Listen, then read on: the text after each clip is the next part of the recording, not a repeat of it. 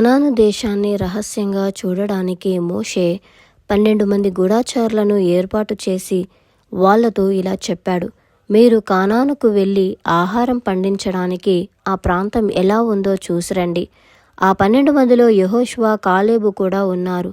అప్పుడు వాళ్ళు ఇలా చెప్పారు, అది మంచి దేశం, కానీ ఆ ప్రజలు చాలా బలంగల్ల వాళ్ళు. వాళ్ళ పట్టణాల చుట్టూ గోడలు చాలా ఎక్కువగా ఉన్నాయి. కాలేబు ఇలా అంటాడు, మనం వాళ్ళను ఓడించవచ్చు, ఇప్పుడే మనం వెళ్దాం. కాలేబు అలా ఎందుకు అన్నాడో మీకు తెలుసా? ఎందుకంటే కాలేబుకు, యెహోషువకు యెహోవా మీద నమ్మకముంది.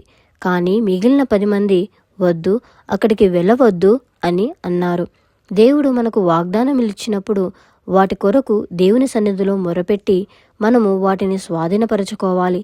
కాలేబు నిండు మనసుతో దేవుణ్ణి వెంబడించెను గనుక అతనిని ఏ కోణములో చూచినను క్రీస్తు యేసు యొక్క సుగుణాల రాశిని చూపించే వజ్రము వలె మెరియుచున్నాడు.